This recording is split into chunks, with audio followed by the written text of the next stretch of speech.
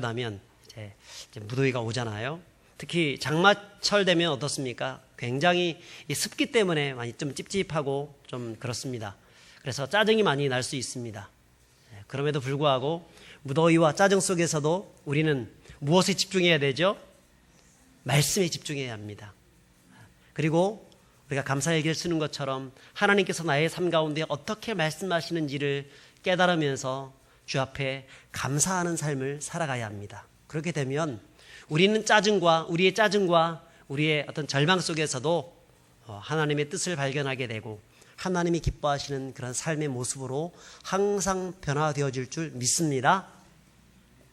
자, 오늘부터 이 엘리야의 말씀을 통해서 우리 안에 하나님의 풍성하신 말씀의 축제가 임할 수 있기를 축복합니다. 먼저 우리가 이 엘리야를 알기 전에 엘리야 시대의 어떤 시대적 배경이 어떤지에 대한 이야기를 좀 하는 것이 중요합니다. 그래서 오늘은 특별히 엘리야 시대, 엘리야가 어떻게 등장하게 되었는지 그 시대의 시대적 배경이 어땠는지에 대해서 같이 말씀을 나누려고 합니다. 잠시 지도를 보면 좋겠습니다. 저기 보면 이 지도가 이스라엘 지도인데 먼저 주황 색깔로 표시되어 있는 그 지도가 사울 왕이 통치하던 초대 이스라엘의 모습입니다. 그런데 아이보리색으로 되어 있죠. 저기는 바로 다윗 왕이 통치했던 40년 동안 이스라엘이 어느 정도 확장되어졌는지 부흥하고 또 강국을 이루었는지에 대해서 말씀을 하고 있습니다. 그리고 저 위에 보면 파란 색깔로 또 되어 있습니다. 저것은 솔로몬 왕이 또 40년 동안 통치하면서 확장시켰던 그런 지역을 말합니다. 그러니까 솔로몬 시대까지 이스라엘은 굉장히 부흥하고 세계적인 강국으로 떠오르고 있는 중이었습니다. 그런데 솔로몬 말년에 어떤 일들이 벌어지게 되었느냐면 이것이 굉장히 축소되어지고 약화되어지면서 나중에는 솔로몬의 아들 르호보암이 왕이 되었을 때 그나마 축소되어졌던 그 왕국이 두 개로 쪼개지고 맙니다. 자, 저렇게 되죠. 조그마한 나라가 되고 맙니다. 북왕국 이스라엘과 남유다로 나눠지게 됩니다. 북이스라엘에는 당시 솔로몬의 신하였던 여로보암이 1세가 통치하게 되었고 남유다는 솔로몬의 아들이었던 르호보암 왕이 통치하게 됩니다. 하나님을 잘 믿었던 솔로몬, 그때에는 하나님께서 그 솔로몬을 통해서 큰 영광 받으시고 그의 나라를 세계적인 국가로 부상시켰는데 하나님을 떠나고 죄악을 범하고 우상을 숭배하고 헛된 것을 추구하며 따라가게 되었을 때 하나님은 그 솔로몬을 징계하셔서 저렇게 약한 민족이 되게 했다는 것입니다. 참 이 지도만 보더라도 우리가 참 깨닫고 교훈할 수 있는 것들이 참 많은 것 같습니다. 자, 그런데 남유다 같은 경우에는 어땠느냐? 여기서 중요한 것은 그 신앙의 정통성이 어떻게 흘러갔느냐에 대한 그런 문제인데, 여러분 남유다 같은 경우에는 그래도 예루살렘이 속해져 있었고 예루살렘 성전이 저기 있었기 때문에 그나마 믿음의 계보가 계속적으로 유지되었었습니다. 그런데 북왕국 이스라엘 같은 경우에는 여로보암 왕이 이스라엘의 왕이 되고 난 다음에 여로보암은 믿음이 없는 사람입니다. 그가 어떤 조치를 취하게 되었냐면 많은 사람들이 예루살렘을 향하여서 가서 경배하고 예배를 드리길 좋아했기 때문에 그것을 차단하는 그런 차원에서 단에다가 무엇을 세웠냐? 금송아지 우상을 세우게 됩니다. 금송아지 우상, 하나님이 기뻐하지 않는 것이죠. 그리고 이 금송아지 우상이 우리를 인도해 왔던 바로 그 신이다 라고 해서 더 이상 그 예루살렘에 가서 예배를 드리지 못하도록 그렇게 단호한 조치를 취하게 되었다는 것입니다. 결국은 이스라엘은 금송아지 우상도 섬기고 하나님도 섬기는 아주 이율배반적인, 그러니까 이런 신앙을 뭐라고 하냐면 혼합주의적인 신앙이라고 합니다. 여러분 성도들 중에서도 그런 성도들이 있지 않습니까? 주일날 와서는 교회에서 예배를 드리지만 어려울 때에는 누구를 찾아가죠? 점집에 갑니다. 그리고 오늘의 운세 이런 것도 보고, 오늘 참 동쪽에서 귀인을 만난다 그러니까 그 귀인이 누군가 막 찾아다니기도 하고, 이런 신앙을 혼합주의 신앙이라고 하죠. 하나님 여호와 신앙은 오직 전심으로 하나님만 바라보는, 다른 어떤 것들 어려울 때나 힘들 때나 좋을 때나 나쁠 때나 상관없이 오직 주님만 바라보고 주님으로부터 문제를 해결하는 그런 신앙이 유일하신 여호와 신앙인데, 혼합주의 신앙은 그렇지 않다는 것입니다. 상황에 따라서, 기분에 따라서 여기도 기울이고 저기도 기울어지고 계속해서 왔다 갔다 하는 신앙이 혼합주의 신앙인데, 이스라엘, 이 북왕국 이스라엘의 사람들의 신앙이 그렇게 혼합주의적인 신앙으로 바뀌고 말았다는 것입니다. 결국 어떻습니까? 이제 여로보암이 죽고 난 다음에 그의 아들 나답이 왕이 되었는데, 2년 만에 나답이 바아사라는 사람에게 죽임을 당하게 됩니다. 그리고 바아사가 역시 왕이 되었지만 그의 아들 엘라가 왕이 되어서 2년 만에 시므리라고 하는 그런 장군에게 또 죽임을 당하고 맙니다. 시므리는 또 어떻습니까? 왕이 되고 난 다음에 일주일 만에 오므리에게 살해를 당하면서 왕권이 빼앗기고 맙니다. 자, 그렇게 북왕국 이스라엘이 갈라지고 난 다음에 무려 58년 동안에 7명의 이 왕권이 교체가 되게 됩니다. 여러분, 나라가 정치적으로 이렇게 혼란스러우니까, 나라 꼴이 이렇게 어려우니까 백성들 상태도 굉장히 어려울 수밖에 없습니다. 종교적으로는 어떻습니까? 금송아지 우상과 여호와 신앙과 바알 신앙이 서로 짬뽕이 되면서 그야말로 총체적인 우상공화국이 되고 말았다는 것입니다. 자, 오늘 우리가 읽은 이 말씀 중에서 특별히 오므리 왕에 대해서는 잘 나타나 있지 않지만, 우리가 오므리 왕이 어떤 사람인가에 대해서 잠깐 좀 살펴보는 것이 중요합니다. 여러분, 25절과 26절에 보시면 한번 같이 한번 읽어봤으면 좋겠습니다. 25절 26절입니다. 시작. 오므리가 여호와 보시기에 악을 행하되 그 전에 모든 사람보다 더욱 악하게 행하여 느밧의 아들 여로보암의 모든 길로 행하며 그가 이스라엘에게 죄를 범하게 한 그 죄 중에 행하여 그들의 헛된 길들로 이스라엘의 하나님 여호와를 노하시게 하였더라. 여러분, 이 오므리 왕이 있었는데, 이 사람은 왕이 되고 난 다음에 어떤 죄를 짓게 되었냐면, 오늘 성경에 보니까 여로보암의 모든 길로 행했다라고 말씀을 하고 있습니다. 아까도 제가 말씀드린 것처럼 여로보암의 길이 어떤 길입니까? 금송아지 우상을 만들어 놓고 거기에 제사를 지냈던 그런 죄입니다. 그래서 온 이스라엘로 하여금 혼합주의적인 신앙으로 만들어냈던 아주 중요한 원인을 제공했던 사람이 바로 여로보암 왕이었다는 것입니다. 그뿐 아니라 그가 행했던 또 악한 짓이 있었는데요. 그게 무엇이냐면 바로 시돈 왕 엣바알과 사돈 관계를 맺었다는 것입니다. 여러분, 오늘 성경에 보시면 이렇게 기록하고 있습니다. 31절에 보면 느밧의 아들 여로보암의 죄를 따라 행하는 것을 오히려 가볍게 여기며 시돈 사람의 왕 엣바알의 딸 이세벨을 아내로 삼고 가서 바알을 섬겨 예배하고 라고 되어 있죠. 엣바알이라는 그런 단어는요, 바알이 그와 함께 하신다는 뜻입니다.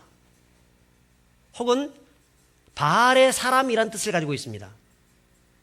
이것이 시돈 왕의 이름이었습니다. 자, 그는 시돈 왕이면서 동시에 바알 제사장이었습니다.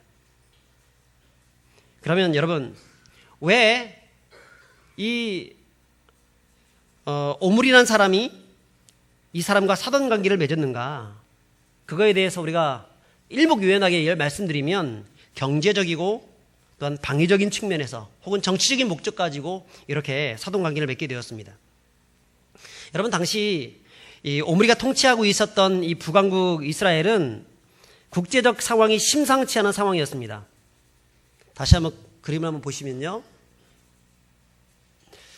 자, 지금 위쪽으로는 여기는 지금 아람 왕국이 있습니다. 아람 왕국이 세력이 굉장히 컸습니다. 이 아람 왕국은 원래는 이 솔로몬 시대에는 속국이었습니다. 그런데 어땠냐면 이 아람 왕국이 솔로몬의 통치에서 벗어나게 되면서 굉장히 강성해지고 군사력을 키우게 됩니다. 그리고 지속적으로 북왕국 이스라엘을 위협하게 됩니다. 그 옆에 보게 되면 여기 페니키아라고 있습니다. 이것을 시돈이라고 하는데, 페니키아는 솔로몬 시대에도 정복할 수 없었던 그런 경제력의 거점 도시, 거점 국가라고 할 수 있습니다. 그걸 밑에도 보면 이 블레셋이 있죠.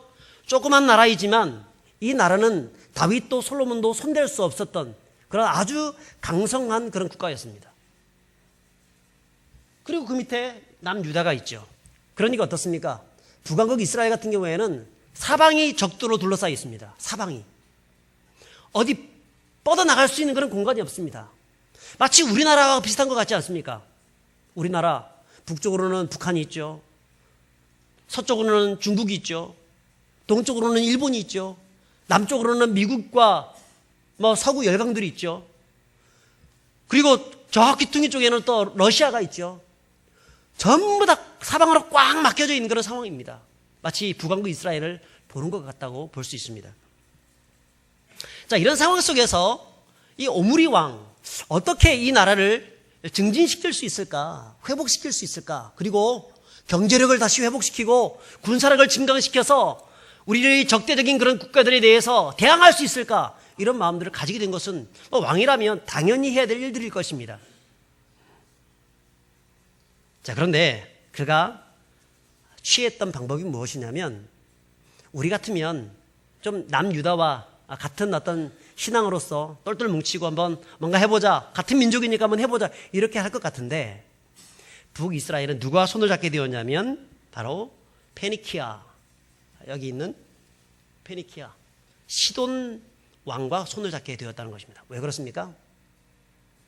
페니키아는 당시 지중해 무역권을 선점하고 있었습니다. 페니키아는 아주 해상 활동이 활발했습니다. 그래서 이 페니키아를 통하여서 많은 상인들이 오고 가게 되었고 부를 창출하게 되었습니다. 경제력이 뛰어났던 그런 나라였다는 것입니다. 그러니까 솔로몬과 다윗과 이 많은 이 강대국들이 옆에 있었음에도 불구하고 넘어가지 않던, 점령당하지 않았던 그런 나라였던 것이죠.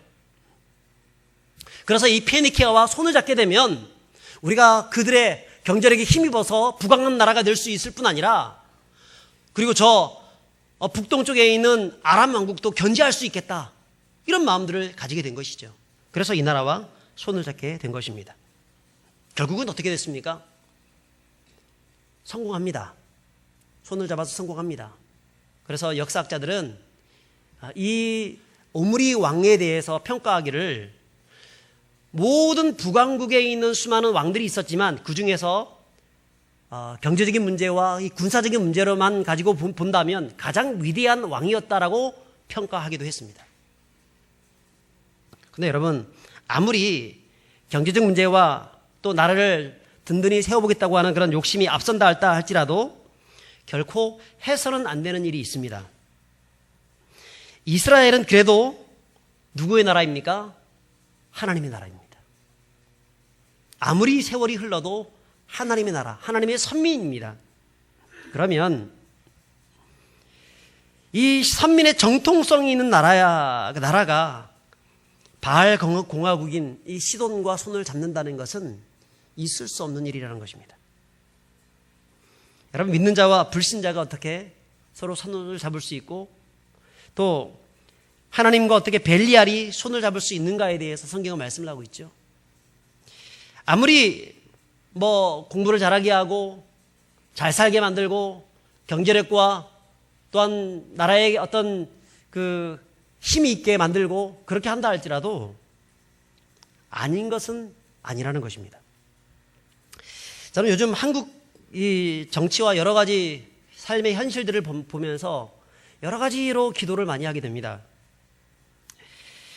지난 정권에 대해서 참 따뜻한 그런 마음을 가지고 바라보시는 그런 분들이 있어서 그런 분들에게는 참 용서한 마음 가지고 이렇게 말씀을 드리겠지만, 여러분, 지난 정부에 대해서 생각했을 때 참 안타까운 마음들이 있습니다. 뭐냐면 그때 한국 교회가 가장 우려했던 일들이 있었습니다. 이슬람의 채권법인 수쿠크 법 문제, 그것이 굉장히 큰 문제였습니다. 그래서 그것을 뭔가 좀 통과시켜야 된다, 혹은 통과해서는 안 된다고 하는 그런 둘 사이에서 굉장히 극렬한 대립들이 있었습니다. 그뿐 아니라 익산의 할랄 단지를 세우니 많니 하는 그런 문제로 인해서 역시 똑같은 몸살을 앓았습니다. 근데 제 마음을 좀 더 그때 안타깝게 하고 더욱 기도하게 했던 것은 뭐냐면, 당시 박 전 대통령께서 히잡을 쓰고 나온 겁니다. 히잡이 뭔지 아시죠? 자, 그 모습을 보면서 왜 저렇게 하시나, 이것은 하나님 앞에서 합당하지 못한 것인데 라고 하는 생각들을, 우리가 경제 발전하기 위해서 아무나 손잡고 아무거나 손을 내밀면 되는가라고 하는 생각들을 했었습니다. 기도하는 마음 가지고 그렇게 했었습니다. 그런데 요즘 제가 똑같은 걱정을 또 하고 있습니다. 그래서 기도하고 있습니다. 얼마 전에 지난 6월 26일 사우디의 무함마드 왕세자가 문 대통령과 이제 10조 가까운 규모의 계약을 했죠. 저는 그 계약을 한 것을 보면서 여러 가지 생각들을 했습니다. 대중매체는 참 잘한다고 박수를 쳤습니다만, 저는 도움이 될 수 있겠다는 생각이 들면서도 동시에 어떤 마음이 들었냐면, 사우디가 어떤 나라일까? 이슬람이 어떤 종교인가? 너무나 잘 모르고 하고 있다는 생각들을 했습니다. 여러분, 이슬람 같은 경우에는요, 준 만큼 반드시 받아냅니다. 이슬람의 가장 중요한 그런 원칙이 눈에는 눈, 이에는 이입니다. 유대교도 마찬가지지만 눈에는 눈, 이에는 이예요. 준 만큼 받아냅니다. 지금은 경제적 이익을 주는 것처럼 보이지만 그들은 결국 자신들의 종교적 색채, 샤리아법을 따라서 그 종교적 색채를 분명하게 드러낸다는 것입니다. 나중에 이슬람 채권법, 수쿠프법 문제가 불거지면, 혹은 익산에 다시 할랄 단지를 조성해야 된다라고 말을 했을 때, 그때 한국은 거절할 수 있을까 하는 우려들을 가지게 되었다는 것입니다. 그래서 다 좋다고 좋은 게 아닙니다. 세상 사람들이 좋다고 박수를 친다 할지라도 그 속에서도 함께 박수 치는 것이 아니라 우려의 기도를 해야 합니다. 혹시나 이곳으로 인해서 이슬람이 더 득세하고 이 땅에 들어와서 이슬람 대학을 만들고 이슬람 사원을 만들고 그 많은 사람들을 그렇게 해 나가는 것은 아닐까 우려하면서 기도할 수 있는 우리들이 되어야 한다는 것입니다. 여러분, 이런 일이 세상에만 일어나는 것이 아니라 교회에도 참 많이 일어나고 있습니다. 저는 섬기던 교회 근처에 참 좋은 교회가 있었습니다. 교회가 성장했습니다. 부흥했습니다. 주변에 있는 많은 교회에서 성도들이 그 교회로 막 몰려들기 시작했습니다. 우리가 봤을 때 예배도 좋고 찬양도 좋고 또 은혜도 있고, 그래서 저 교회는 참 건강한 교회다, 열심히 충성하는 그런 교회다 라고 박수를 쳐줬습니다. 그리고 그 교회가 많이 부흥해서 교회를 이전하게 되었는데, 그러면 이전하게 되면 무슨 문제가 생기죠? 이전할 때 항상 교회당 문제가 생기지 않습니까? 그래서 그 교회당을 팔게 된 겁니다. 그래서 그 판 것 가지고 새로운 교회 가서 교회당을 다시 세워야 되니까 누구한테 팔았냐면 안상홍 하나님의 교회에 팔았습니다. 우리가 충격이었습니다. 그 교회가 어떻게 그럴 수 있지? 도저히 이해가 되지 않았습니다. 여러분, 그렇게 되면은요, 교단 법적으로, 우리 교단 같은 경우에는 만약에 그렇게 된다고 하면 어떤 문제를 발생하냐면 목사 면직시켜버립니다. 혹은 장로들 면직시켜버립니다. 있을 수 없는 일이잖아요, 이것은. 그런데 면직시켰다는 말이 없어요. 문제가 전혀 없습니다. 왜 그럴까? 돈이 많으니까. 총회에 혹은 노회에 무엇을 찔러줘요? 돈을 찔러주는 겁니다. 우리 돈 많이 낼게. 이것 가지고 그러냐? 그래서 넘어가는 겁니다. 타락한 거죠. 교회가 타락한 겁니다. 돈의 논리에 따라서 경제적인 논리에 따라서 혹은 힘의 논리에 따라서 교회가 좌지우지되고 문제가 있는 것입니다. 여러분, 이런 일들이 세상에만 일어나는 것이 아니라 교회 안에도 일어나고 있다는 거예요. 근데 여러분, 이게 꼭 교회만 일어납니까? 개인은 어떻습니까? 가정은 어떻습니까? 우리의 믿음의 선배들, 우리의 어머님, 우리 아버님, 우리 할머님이 우리에게 믿음의 유산을, 아름다운 유산을 심어주셨는데 우리는 어떻습니까? 함부로 주일 성수를 어겨버립니다. 함부로 교회를 다른 데로 떠나버리고 함부로 다른 행동을 합니다. 믿음의 계보를 내 대에서 끝까지 이어서 다른 자들에게, 내 자녀들에게 계속해서 이 믿음의 계보를 물려주겠다는 그런 마음보다는 경제적인 논리에 따라서 혹은 다른 어떤 문제들 때문에 자꾸 그런 문제들을 양산시킨다는 것입니다. 여러분, 경제 중요합니다. 그런데 경제보다 훨씬 더 중요한 것이 신앙입니다. 하나님의 말씀을 따르는 것입니다. 말씀이 내 삶을 이끌어가고 나를 통치해 갈 수 있도록 그 말씀 앞에 내 삶을 드리는 것이 훨씬 중요한 것입니다. 그렇지 않고 그냥 세상의 쾌락과 즐거움과 욕망을 위해서 하나님이 나에게 주신 그 믿음의 유산들을 헛되이 바꿔버리는 그런 삶을 살아가게 된다면 여러분, 하나님 앞에서나 나중에 이 땅을 떠나가게 되었을 때 그 조상님들 앞에서, 그 믿음의 그 선배들 앞에서 우리가 무슨 소리를 할 수 있겠습니까? 오늘 오므리에 대한 그런 평가를 한번 보십시오. 25절에 뭐라고 평가하고 있습니까? 25절에 오므리가 여호와 보시기에 악을 행하되 그 전에 모든 사람보다 더욱 악하게 행하였다. 여러분, 진짜 축복은요, 하나님 안에 살아가는 것이고 진짜 성공은 하나님 앞에서 성공적인 삶을 살아가는 것이 그게 성공입니다.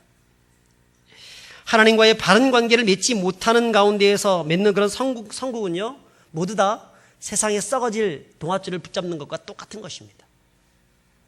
여러분, 썩은 동아줄을 처음 붙잡는다고 해서 그냥 바로 그것이 끊어진다고 하면 경계가 있어서 경계하는 마음이 들어서 더 이상 붙잡지 않겠죠. 그런데 끊어지지 않는 썩은 동아줄이 문제라는 것입니다.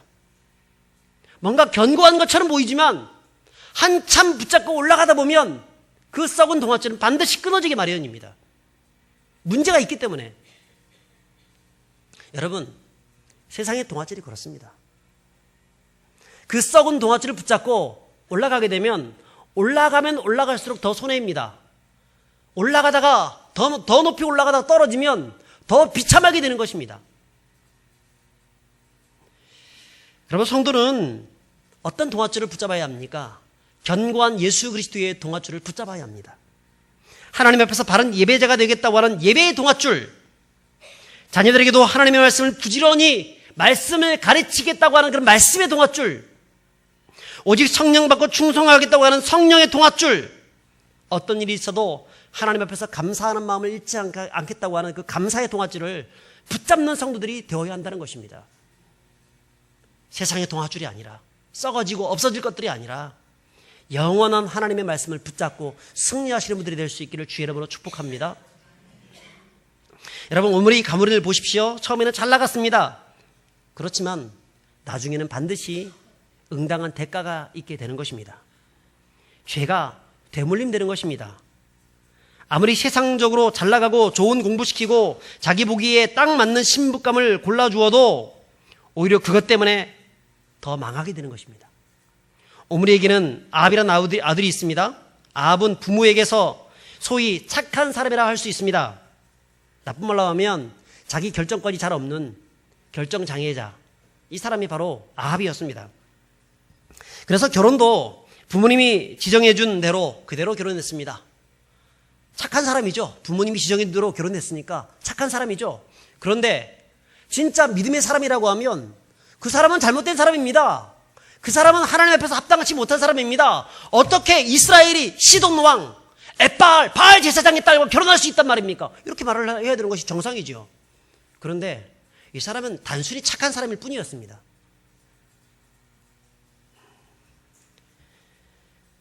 결국은 이 아합은 나중에 와기내고 난 다음에 이세벨의 치맛자락에 빠져서 이세벨을 위해서 온갖 충성들을 다합니다. 왕궁을 지어달라 그러면 왕궁을 지어주고, 또 우상을 만들어달라 그러면 우상을 만들어주고, 하나님의 선지자들을 다 숙청시켜달라 그러면 다 숙청시켜버리고. 그래서 성경에 보게 되면 나중에 그 엘리야 선지자가 이스라엘 중에서 선지자 중에서 나만 남았다라고 하는 그런 이야기를 하죠. 곳곳에서 그렇게 얘기를 합니다. 나만 남았거늘. 다 죽었다는 얘기입니다. 자기 보기에는 선지자들 다 죽고 없는 그런 상황 가운데 있다는 것입니다. 그만큼 여러분, 이 아합과 이세벨 같은 경우에는 이스라엘을 완전히 그야말로 우상공화국 초토화시켰다는 것입니다. 그래서 이 오므리의 아들 아합에 대해서는요, 오므리보다 훨씬 더 나쁜 평가를 합니다. 우리 30절부터 33절까지 한번 보면 좋겠습니다. 한 절씩 교독했습니다. 오므리의 아들 아합이 그의 이전에 모든 사람보다 여호와 보시기에 악을 더욱 행하여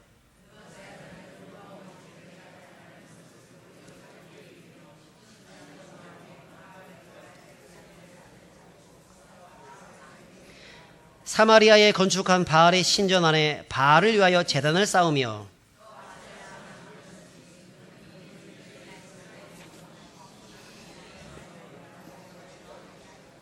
그 이전의 이스라엘 왕들보다 더욱더 심히 악을 행하였다. 그러면 누구보다? 자기 아버지 오므리보다. 그런데 아버지 오므리에 대해서는 어떻게 얘기하죠? 그 이전의 모든 자들보다 더욱 악을 행하였다라고 얘기했죠. 근데 이 아들에 대해서는 그 오므리보다 심히 악을 행했다고 평가하고 있습니다. 여러분, 부전자전이란 말이 있습니다. 그 아버지의 그 아들입니다. 근데 이 아합 같은 경우에는 그 아버지의 그 아들이 아니라 훨씬 능가하고 있습니다.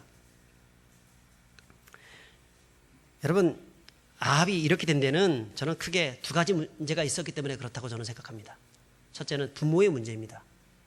부모가 제대로 안 돼 있으니까 제대로 신앙을 물려줘야 되는데 본인 스스로가 그런 그릇이 되지 못하고 또 그것을 물려주지 못하기 때문에 이런 일들이 벌어지는 겁니다. 그래서 부모가 자기 자녀에게 자기의 신앙을 혹은 우리 믿음의 선배들의 그 신앙을 잘 전수시키는 것이 굉장히 중요한 것입니다. 두 번째 문제는 결혼 문제입니다. 결혼 문제. 결혼 잘못시킨 겁니다. 아합의 아내가 된 이 이세벨, 바알 제사장의 딸입니다. 그런 사람이 가문에 들어오면 어떻게 될 것은 뻔한 것입니다. 그럼에도 불구하고 오므리는 기꺼이 결혼을 했습니다. 결혼시켰습니다. 신앙의 목적이 아니라 돈의 목적 때문에, 힘의 목적 때문에, 돈의 논리와 힘의 논리 때문에 결혼을 시킨 겁니다. 아니, 그에게는 아예 이 신앙에 대한 것은 관심이 없습니다. 오직 세속적인 돈의 논리와 힘의 논리만 존재합니다. 그러니까 이런 악한 여자인지도 모르고 데려와서 며느리 삼고 있는 것입니다.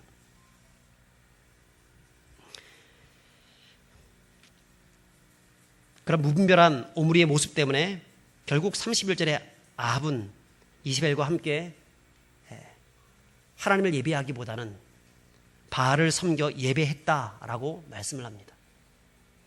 33절에 보십시오. 그가 보면 또 아세라상을 만들었으니라고 되어 있습니다. 아세라상. 여러분, 이전까지는 이스라엘의 북왕국 이스라엘의 그 우상 숭배가 어느 정도에 끝났냐면 하나님도 믿고 또 무엇도 믿어요? 금송아지도 믿습니다. 또 무엇도 믿어요?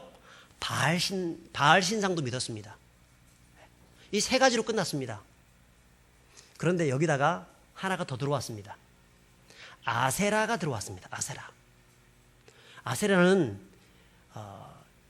여자신입니다. 바알은 남자신, 아세라는 여자신. 바알은 농경신이고 하늘의 신, 비의 신, 비를 내리는 신. 아세라는 땅의 신, 열매를 맺는 신. 그래서 비가 내려지면 땅에서 열매를 맺잖아요. 싹이 오르고 열매를 맺잖아요.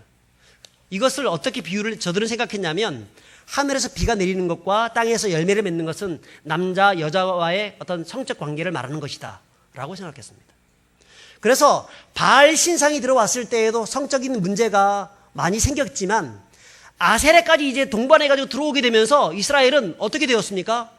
완전히 이제는 음란한 공화국이 된 것입니다. 바알 공화국, 아세라 공화국으로 그냥 끝나는 것이 아니라 음란한 공화국이 된 것입니다. 하나님이 그런 이 아합의 모습을 굉장히 미워했던 것입니다. 특별히 그가 이 바알 신당에 가서 예배를 했다고 그러는데, 여기서 예배했다는 그런 단어가 단순히 경의를 표했다는 그런 정도가 아닙니다. 무릎을 꿇고 철저히 숭배하며 섬겼다는 뜻입니다. 이것은 뭐냐면, 당시 이스라엘은, 여러분, 이스라엘의 국교는 무엇이죠? 이스라엘의 국교가 뭐예요? 여호와 하나님이잖아요. 그거 외에는 없지 않습니까? 그런데 국교가 바뀐 겁니다. 이제는 혼합주의로 싹 가더니 이제는 국교가 바알 아세라로 바뀌어버린 거예요. 그게 바로 아합 시대에 일어났던 것입니다. 그러다 보니까 하나님을 믿는 선지자들은 전부 다 죽이고, 곳곳에 무엇을 세워요? 바알 신당들을 다 세워놓고 아세라 신상들을 곳곳에 동상처럼 학교마다 어디마다 거리마다 막 세워놓은 겁니다. 거기에 막 빌게 만들고 온갖 우상들이, 그리고 난잡한 그런 성관계들이 난잡하게 되면서 가정이 무너지게 되고 세상이 무너지게 되고, 그러고 하고 있는데도 불구하고 아무런 상관없이 없는 것처럼 이 오므리 가정, 여러분, 이 아합의 가정은 자신들의 욕망을 위해서 물질적인 것과 힘의 논리를 따라가지고 그렇게 살아가고 있는 것입니다. 백성들이 지금 무슨 아우성을 치고 있는지 전혀 관심 없이, 무엇 때문에 고통하고 있는지 그 영적인 세력들을 보지 못하고 그렇게 하고 있다는 것입니다. 하나님이 그런 북왕국 이스라엘의 그 극도로 치달은 그 죄악상을 바라보면서 그들을 깨우칠 한 사람을 보내셨는데, 그 사람이 누구냐? 엘리야입니다. 엘리야. 그래서 우리는 엘리야에 대해서 어떻게 그들과 싸웠는지에 대해서 보는 것이 굉장히 중요한 것입니다. 하지만 엘리야를 보내기 직전에 하나님께서는 한 가지 말씀을, 한 가지 기적 같은 일들을 보여주십니다. 그것은 무엇이냐면, 하나님이 그럼에도 불구하고 살아있다는 것을 증명이라도 하듯이 한 가지 사건을 보여주시는데, 그게 34절입니다. 34절 같이 읽겠습니다. 시작. 그 시대에 베델 사람 히엘이 여리고를 건축하였는데, 그가 그 터를 쌓을 때에 맏아들 아비람을 잃었고, 그 성문을 세울 때에 막내 아들 수굽을 잃었으니 여호와께서 눈의 아들 여호수아를 통하여서 하신 말씀과 같이 되었더라. 아멘. 이 말씀은 여호수아 6장 26절에 근거한 말씀입니다. 한번 읽어보겠습니다. 시작. 여호수아가 그때에 맹세하게 하여 이르되, 누구든지 일어나서 이 여리고 성을 건축하는 자는 여호와 앞에서 저주를 받을 것이라. 그 기초를 쌓을 때에 그의 맏아들을 잃을 것이요, 그 문을 세울 때에 그의 막내 아들을 잃으리라 하였더라.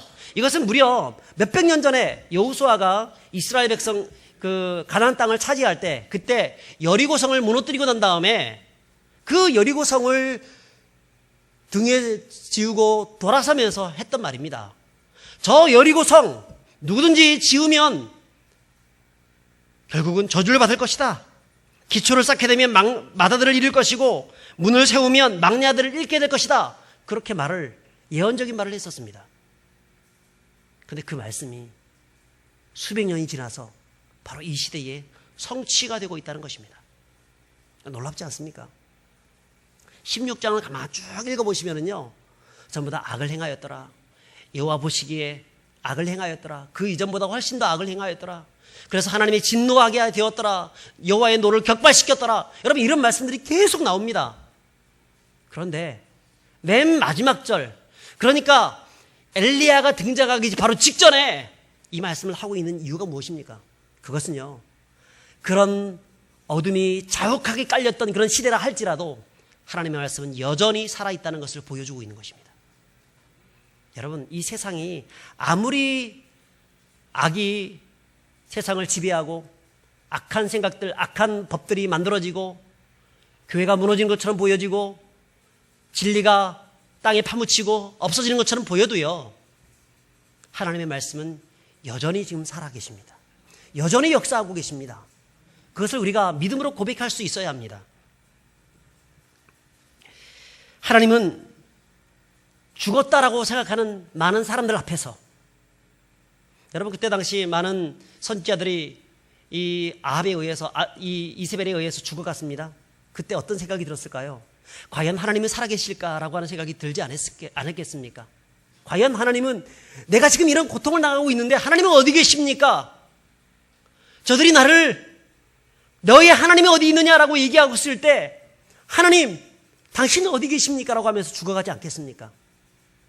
그래서 과연 하나님이 살아계신가? 라고 하는 그런 의문점이 들고 있을 그때에도 오늘 34절을 통해서 주께서 말씀하기를, 그럼에도 불구하고 하나님의 말씀은 살아있다라고 말씀하고 있는 거예요.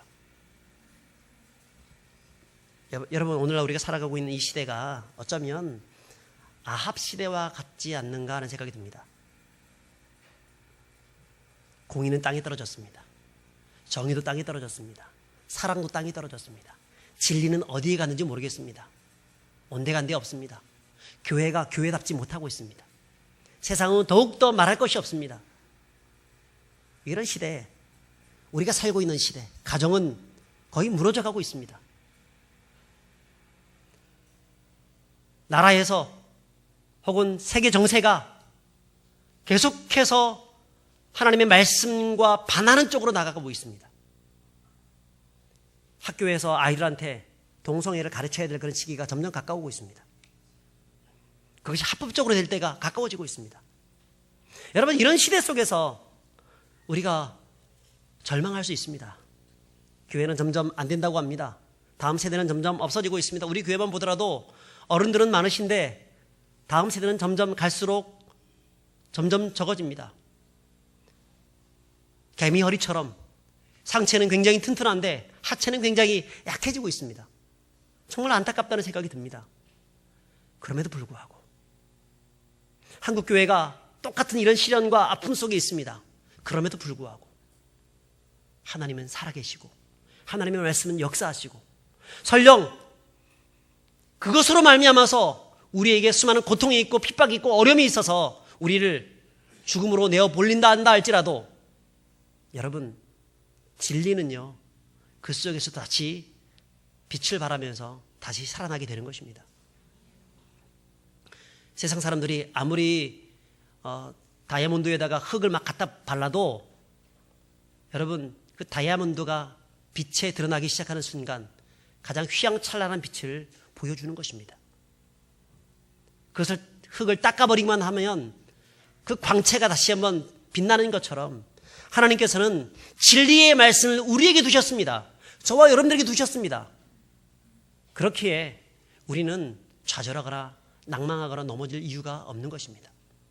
하나님의 말씀은 살았고 운동력이 있어서 좌의 낫은 어떤 것보다 예리하며 혼과 영과 관절과 골수를 찔러 쪼개기까지 하면서 결국은 승리케 하시고 결국은 이기게 만드는 것입니다. 그러므로 성도가 붙잡아야 될 것은요, 말씀입니다. 말씀의 동아줄을 붙잡아야 합니다. 말씀을 항상 붙잡고 살아가는 성도들이 되어야 할 줄 믿습니다. 여러분, 예수 믿는 것 때문에 힘드신 분이 있습니까? 핍박당하시는 분이 있습니까? 그것 때문에 많은 손해 가운데 있는 사람들도 있습니까? 여러분, 그럼에도 불구하고 주님이 저와 여러분들과 함께 하심을 믿으시기 바랍니다. 저와 여러분들을 도우시고 있다는 사실을 믿으시기 바랍니다. 모든 세상이 다 무너져도 하나님의 말씀은 결코 무너지지 않는다는 사실을 항상 기억하십시오. 여러분, 핍박으로 인해서 교회는 문 닫을 수 있습니다. 그러나 말씀은 문 닫지 않습니다. 말씀은 그 모든 것들을 초월합니다. 그리고 하나님의 때가 되었을 때 다시금 하나님의 부흥을 일으켜 주시는 것입니다. 우리가 그것을 분명하게 믿고 오늘도 살아가는 성도들이 다 되실 수 있기를 주의 이름으로 축복합니다. 우리 함께 이 찬양을 불렀으면 좋겠습니다.